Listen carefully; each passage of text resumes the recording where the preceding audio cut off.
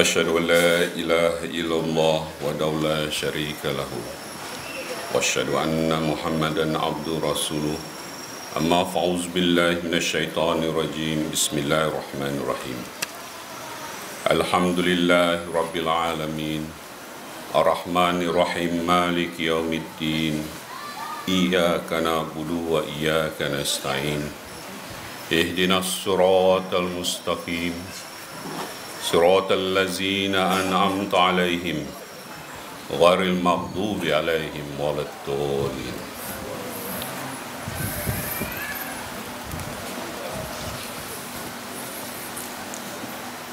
Tuan Pengerusi Amir Jemaat Indonesia, National President Jemaat Ahmadiyah Malaysia, Tuan Missionary in Charge, tuan-tuan dan sidang hadirin jalsa yang dihormati. Assalamualaikum warahmatullahi taala wabarakatuh.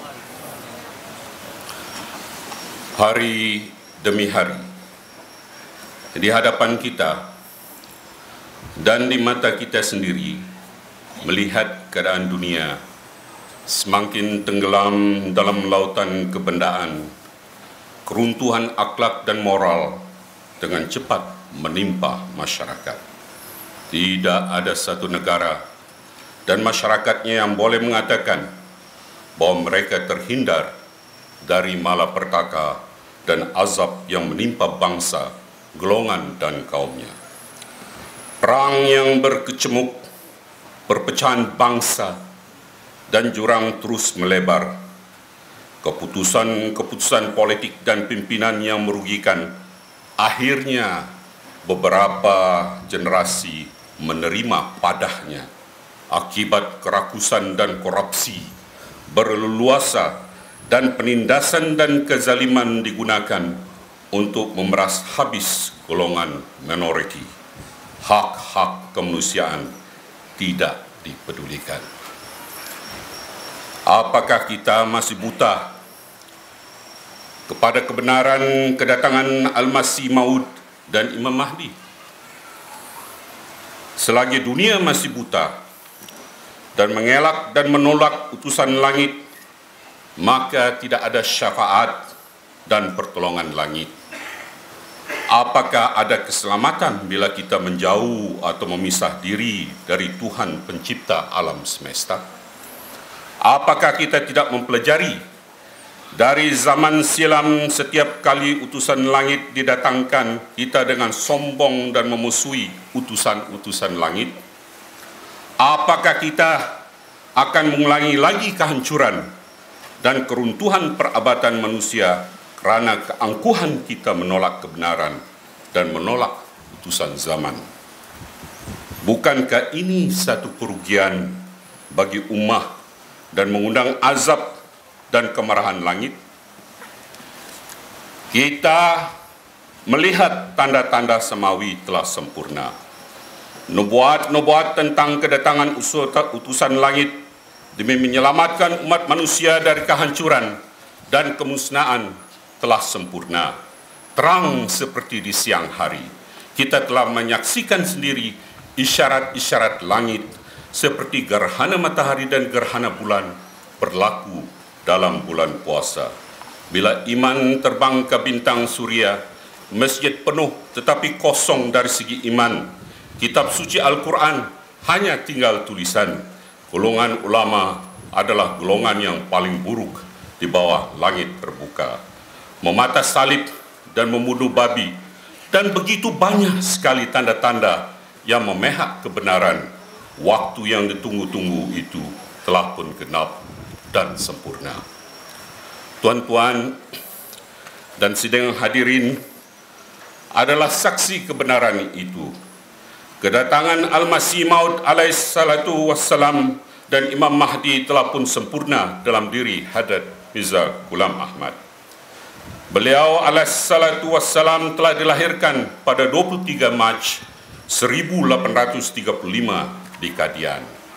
Sejak awal lagi, beliau tidak memperlihatkan keinginannya pada harta benda dan kehidupan dunia. hidup beliau telah didedikasikan penuh untuk kajian Al-Quran dan pengabdian dalam beramal ibadat sepanjang hidup. Beliau banyak menghabiskan masa bersendirian, solat dan puasa. Hasil tulisan beliau sebanyak 83 buah buku membuktikan dan mengukuhkan klaim beliau sebagai Al-Masih Maud dan Imam Mahdi alaihissalatu wassalam. Tuan-tuan dan sidang hadirin sekalian, hidup di satu zaman, semuanya di hujung jari tuan-tuan. Mengapa saya katakan begitu?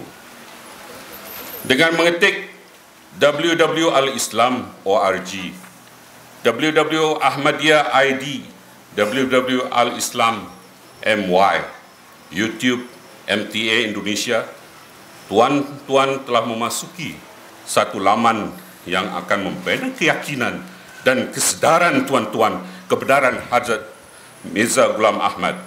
Daftar tulisan-tulisan beliau alaihissalatu wassalam kini telah diterjemahkan ke dalam berbagai bahasa seperti Falsafat Ajaran Islam, Ajaranku, Al-Wasiat, Tazkirah Nabi Isa di India, Kemenangan Islam, dan banyak lagi. Boleh di-download. Dan suara Khalifah Ahmadiyah dapat didengar live tiap Jumaat. Inilah kebenaran yang tidak ada keraguan di dalamnya. Beliau alaihissalatu wassalam telah menemukan Islam menjadi sasaran busuk dan fitnah dari segala penjuru. Moral umat Islam berada pada tahap yang paling rendah. Negara-negara Islam hancur kerana kebodohan pemimpinnya sendiri yang korup, iman dan akhlak pada keadaan paling rendah, dan agama mereka hanya pada kulit, tahyul, khurafat dan bid'ah. Lalu beliau alaihissalatu wassalam berdiri sendiri melawan musuh-musuh Islam dan fitnah-fitnah ulama dengan tulisan-tulisan dan debat, membetulkan pandangan salah tentang Islam dan Rasulnya, dan mengembalikan keagungan Islam dengan melakukan pembuktian dan kebenaran ajaran Islam sejati.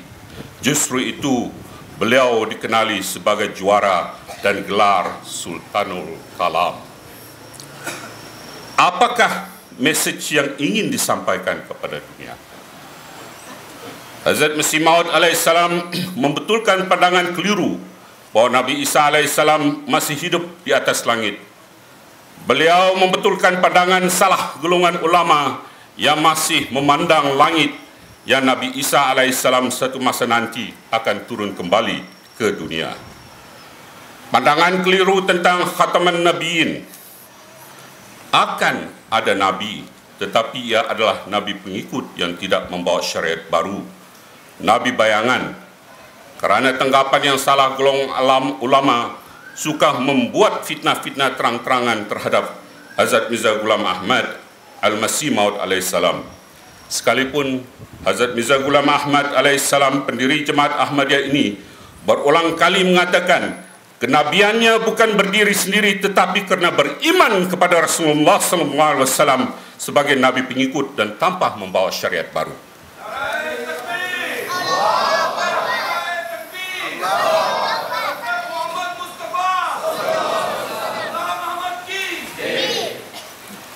Ketiga, Hazrat Mirza Ghulam Ahmad alaihissalam mengumumkan kepada dunia bahawa beliau adalah Al-Masih Maud dan Imam Mahdi yang telah ditunggu-tunggu selama ini telah genap dalam dirinya. Maka golongan ulama merasa terpanggil untuk mengutuk dan memfitnah Hazrat Mirza Ghulam Ahmad Qadian. Pengakuan ini bukanlah satu pengakuan yang dibuat-buat mengikut hawa nafsu, tetapi ia adalah datang dari langit, dan langit tidak akan membiarkan beliau sendiri dalam menghadapi musuh-musuh kebenaran. Langit telah menjamin kemenangan Islam akhir zaman oleh Jemaat Ilahi ini. Jemaat Ahmadiyah, pendirinya wujud suci Hazrat Mirza Ghulam Ahmad alaihissalam.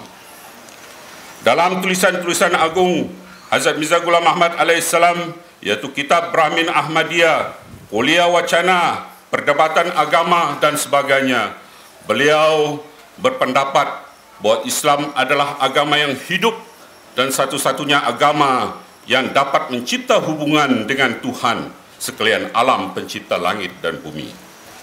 Ajaran-ajaran yang terkandung di dalam Al-Quran dan syariat Islam adalah untuk menaikkan derajat manusia kepada standar kesempurnaan moral, intelektual, dan rohani. Beliau mengumumkan bahawa Tuhan telah menetapkan beliau sebagai Al-Masih dan Imam Mahdi disebutkan dalam nubuatan-nubuatan Alkitab, Al-Quran dan Hadis.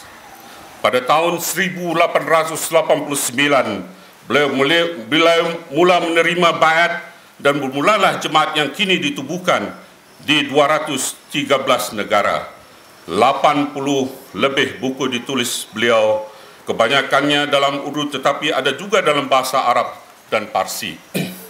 Selepas wafatnya Hazrat Mirza Ghulam Ahmad alaihissalam pada tahun 1908 digantikan oleh Hazrat Maulvi Nuruddin radhiyallahu ta'ala anhu, Khalifatul Masih yang pertama. Mengenai kematian Hazrat Maulvi Nuruddin radhiyallahu ta'ala anhu tahun 1914, Hazrat Mirza Basruddin Mahmud Ahmad radhiyallahu ta'ala anhu yang juga anak yang dijanjikan Al-Masih yang dijanjikan telah dipilih sebagai khalifah. Hazrat Mirza Basruddin Mahmud Ahmad kekal berhikmat selama hampir 52 tahun.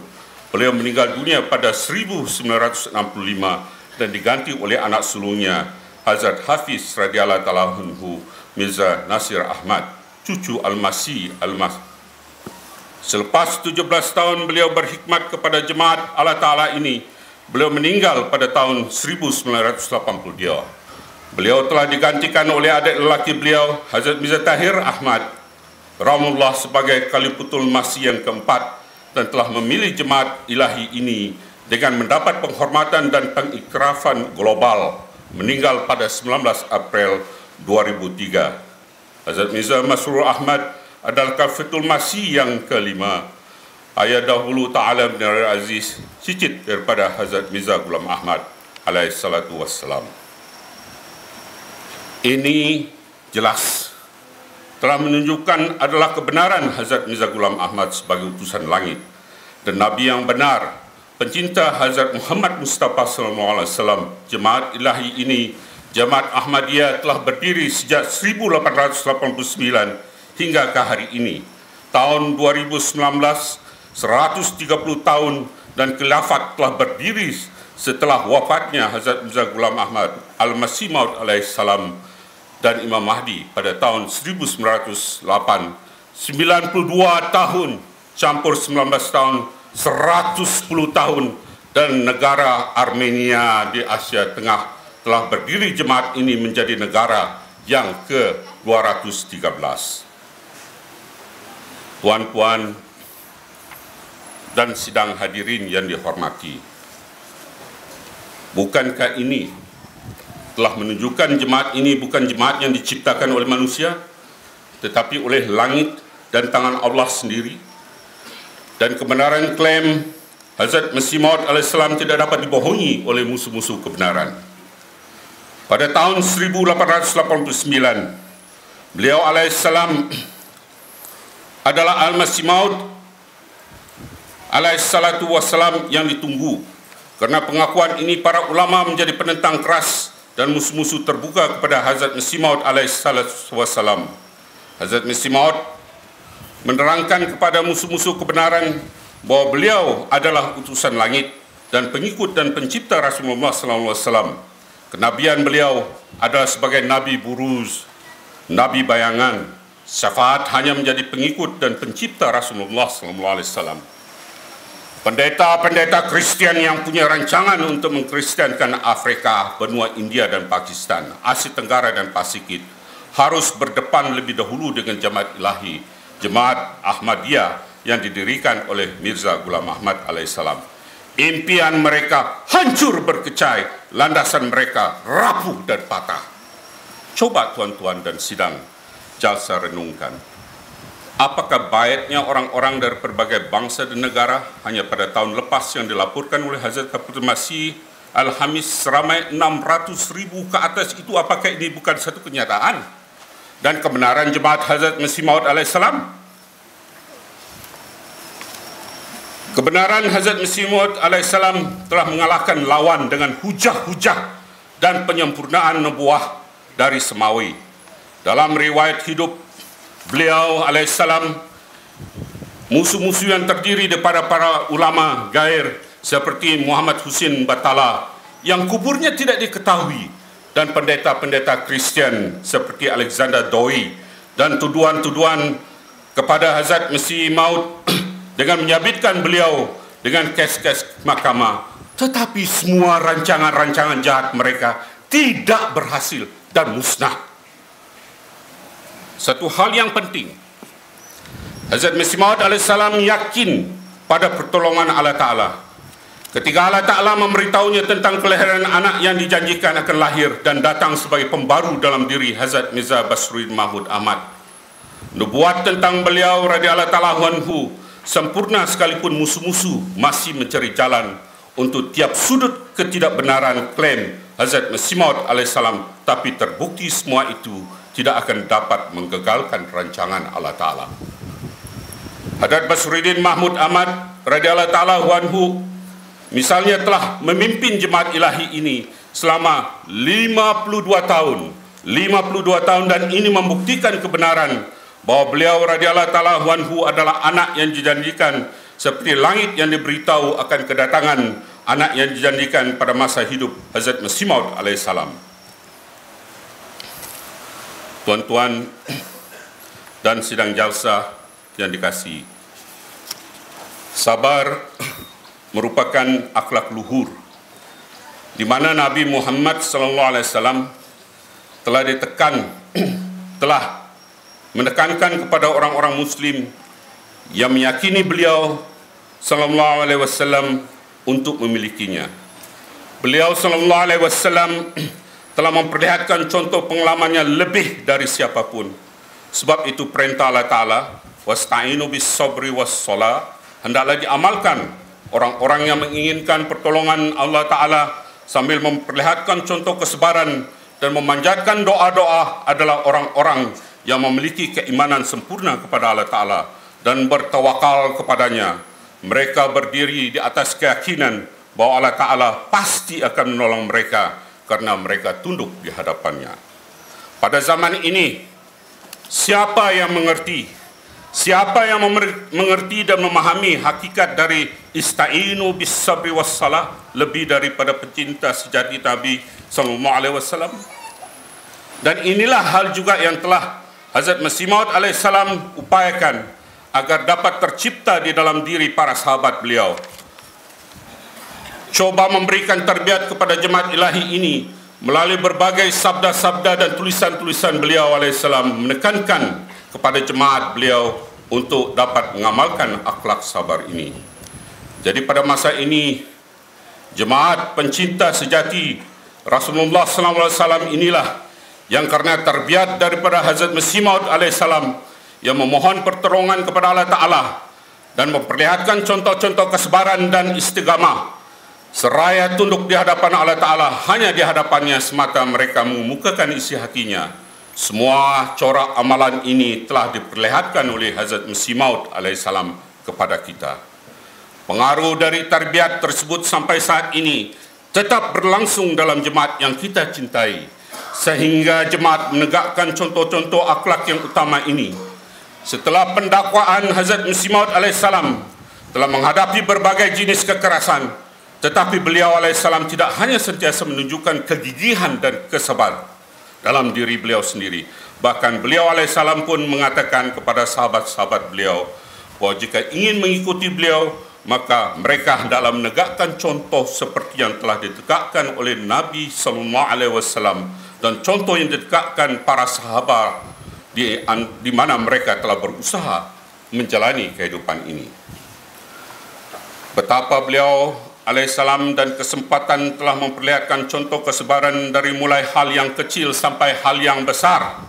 Beliau alaihissalam juga memberikan nasihat tentang sabar ini kepada para pengikut beliau alaihissalam dan dengan sangat keras menasihatkan untuk mengamalkannya. Allah Ta'ala juga dalam berbagai kesempatan secara langsung telah menarik perhatian beliau alaihissalam terhadap keutamaan perkara ini melalui ilham. Ya, ini hendaklah sentiasa memegang kesabaran dan akhlak-akhlak yang luhur. Hendaknya dalam keadaan apapun Ketika para penentang melakukan hal-hal yang hina dan rendah, seberapapun mereka mencari cara untuk merugikan kita dan secara amalan nyata merugikan kita, jangan pernah melepaskan kesabaran dan istiqamah kalian. Teruslah memohon pertolongan Allah Ta'ala dengan perantaraan doa-doa dan nantikan pertolongannya, karena hamba-hamba Allah Ta'ala datang cobaan dan uji-ujiannya, tetapi hamba-hamba itu menanggung ujian tersebut kerananya. Oleh sebab itu, berkenaan dengan hal ini, Hazrat Masih Maud alaihissalam menyebutkan salah satu ilham di dalam Brahmin Ahmadiyah. Al-fitnatu hauna fasbir kama sobaru ulul azma. Ala innaha fitnatun minallahi lizuhibba hubban jamma hubban minallahil azizil akrumi atu'an ghairu mawzud. Di tempat ini ada ujian. Kerana itu bersabarlah, sebagaimana para ulul azmi bersabar. Ingatlah ujian ini berasal dari Tuhan, supaya Dia memberikan kecintaan yang merupakan kecintaan sempurna. Cinta Tuhan yang maha mulia dan maha suci, anugerah yang tidak akan pernah terputus, yakni tidak akan pernah berakhir. Hazrat Masih Maud alaihissalam bersabda, "Wahai semua orang, dengarlah, ini merupakan nubuah Dia yang telah menciptakan langit dan bumi. Ia akan menyebarkan jemaatnya ke seluruh dunia serta akan menganugerahkan keunggulan kepadanya dari segi hujah dan bukti-bukti. Hari itu akan datang, bahkan sudah dekat, ketika di dunia hanya ada satu mazhab ini yang akan dikenang dengan penghormatan. Tuhan akan memberikan derajat yang tinggi dan berkat yang luar biasa dalam mazhab dan jemaat ini.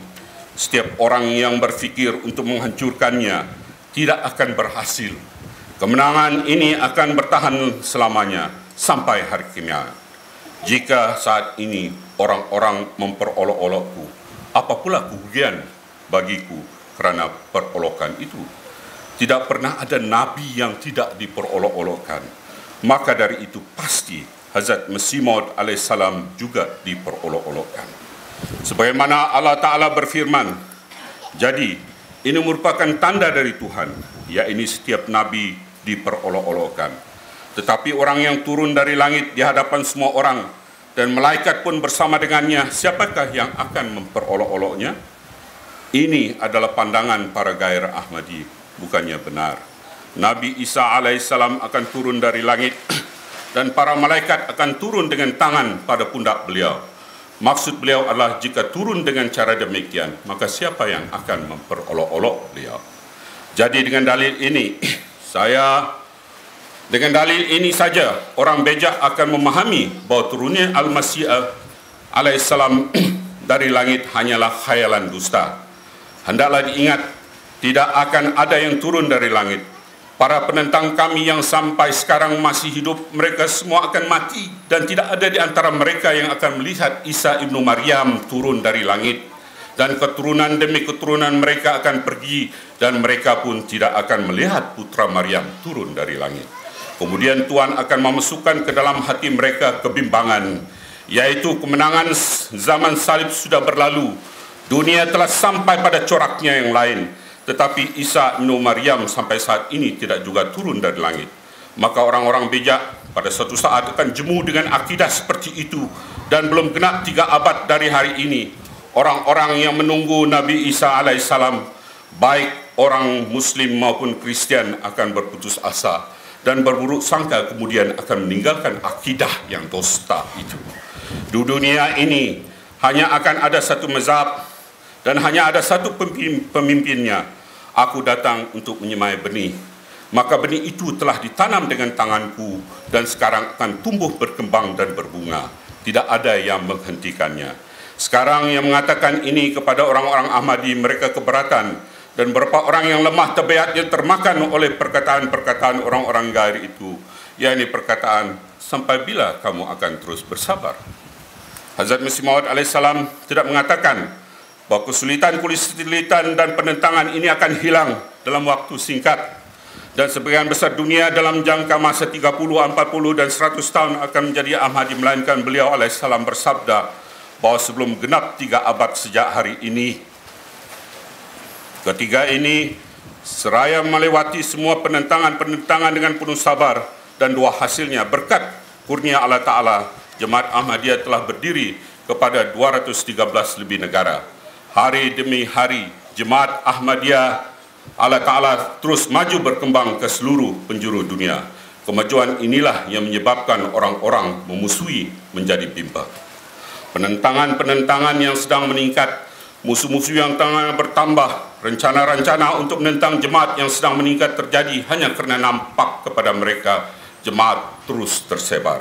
Walhasil, benih yang telah ditanam oleh Hazrat Masih Maud alaihissalam sebagaimana sedang berkembang dan berbuah, yang berdasarkan hukum kudrat, pohon-pohon yang hijau ranau dan berbuah pun pada pohon itu terdapat ada ranting-ranting yang nampaknya mulai mengering, yang oleh kerana itu sang pemilik pohon memotong dan membuang ranting seperti itu. Ranting kering sama sekali tidak mempengaruhi terhadap penghasilan buah pohon itu.